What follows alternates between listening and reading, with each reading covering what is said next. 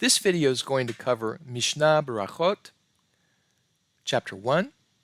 So the section of the Mishnah dealing with Berachot, blessings, chapter 1. We'll cover the first Mishnah.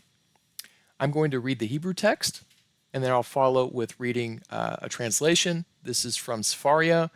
This is the Koren Steinsaltz translation that is made available on Sefaria. So let's begin. מאימתי קוראים את שמע בערבית? משעה שהכהנים נכנסים לאכול בתרומתן, עד סוף האשמורה הראשונה, דברי רבי אליעזר.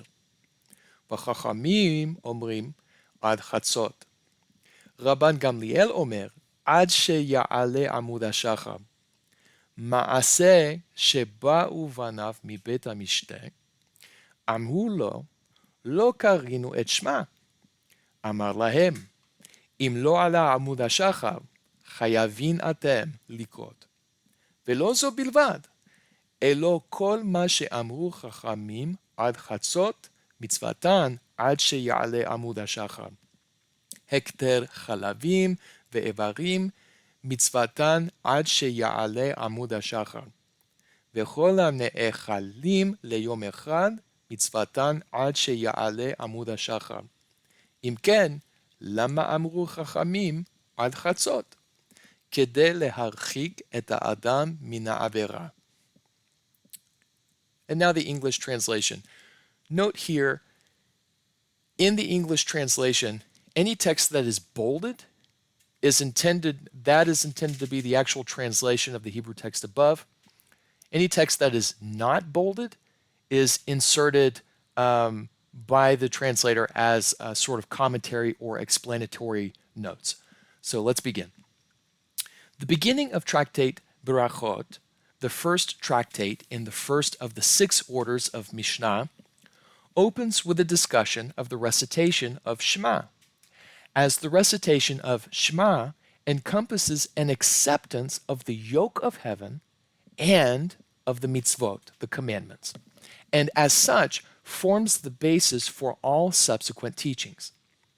The Mishnah opens with the laws regarding the appropriate time to recite Shema. From when, that is, from what time, does one recite Shema in the evening? From the time when the priests enter to partake of their terumah. Until when does the time for the recitation of the evening Shema extend? Until the end of the first watch. The term used in the Torah, Deuteronomy 6:7, to indicate the time for the recitation of the evening Shema is Beshoch Becha, when you lie down, which refers to the time in which individuals go to sleep. Therefore, the time for the recitation of Shema is the first portion of the night when individuals typically prepare for sleep. That is the statement of Rabbi Eliezer. The rabbis say the time for the recitation of the evening Shema is until midnight. Rabban Gamliel says one may recite Shema until dawn, indicating that Beshoch Becha is to be understood as a reference to the entire time people sleep in their beds, the whole night. The Mishnah relates that Rabban Gamliel practiced in accordance with his ruling. There was an incident where Rabban Gamliel's sons returned very late from a wedding hall. They said to him, as they had been preoccupied with celebrating with the groom and the bride, "We did not recite Shema." He said to them, "If the dawn has not yet arrived, you are obligated to recite Shema."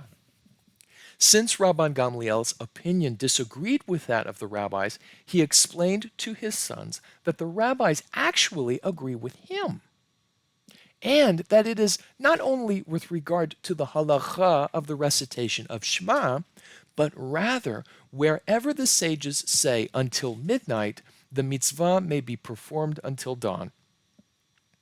Rabban Gamliel cites several cases in support of his claim, such as the burning of fats and limbs on the altar. Due to the quantity of offerings each day, the priests were often unable to complete the burning of all the fats and limbs. So they continue to be burned into the night, as it is written, "This is the law of the burnt offering. The burnt offering shall remain upon the pyre on the altar all night until morning, while the fire on the altar burns it." Leviticus 6:2.